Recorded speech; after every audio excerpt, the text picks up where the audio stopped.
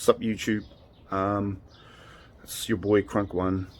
I haven't done a video in a while. I think the last video I done was back in 2012 for the Earthquake Sub-Zero sub. So my car audio has changed dramatically, even my vehicle. I've changed. I'll give you a quick rundown on what I've got now. I have a 2012 Dodge Nitro. Back in 2012 I had a pickup truck, or a ute here in my country. I had a 12 and a monoblock amp. Now I have two 12s inverted on a Taramps Smart 3K. It's just behind there. A Taramps Smart 3K. My fuse, my battery,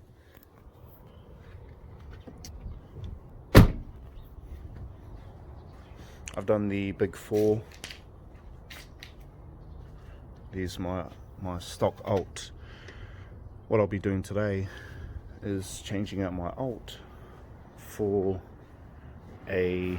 the factory alt on the Dodge Nitro is a 160 amp.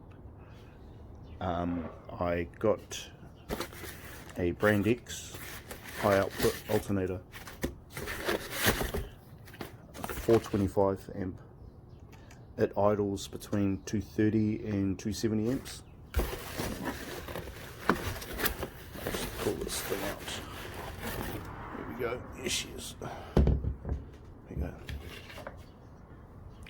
425 amp. That was the largest bolt-on direct plug-and-play alt that I could get.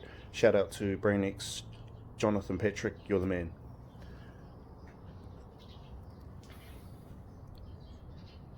It's an extra large case.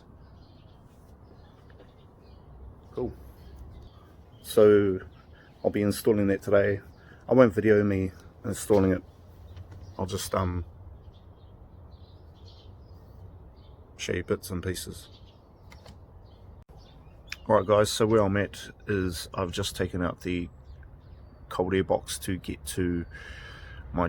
So there were two options. I could have taken out the reservoir, plastic reservoir for the coolant and the wash bottle, but the easiest and faster option was take out the cold air box, which is just over there. So I've taken that out to get to my tensioner. Now I've put a couple of marks, if you can see that, on the tensioner, so I know how much tension to go for when I put the new belt on. So the new alternator has a 0.5 smaller pulley for faster rotation, so I have to get a belt that's 0.5 inches shorter, which is 12.7 millimeters, and I want to aim for that tension so I don't get much belt slip and I don't stuff my alternator. So that's where I'm at, guys. So the belt's out, easy as taking the belt off. Now just taking off the alternator, so just remove that nut, remove my fuse. There's a bolt over there, one down there, and one on that side. Cool. So I've removed the old alternator. It was dirt easy. Just came out, no struggles, no nothing. Here's the old and the new. As you can tell, there is a big difference in the pulley sizes.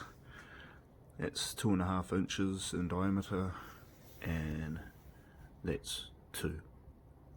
So I'm just going to install this one, screw it in, and go get me another belt. Just finished installing the alt and the belt. There's a lot of tension on there as well. That alt wants a lot of tension. I've connected everything back up. Got my power running to the battery.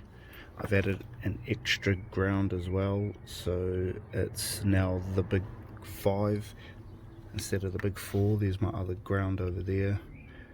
I will be adding another 0 gauge power run to the terminal, so it'll become the big 6.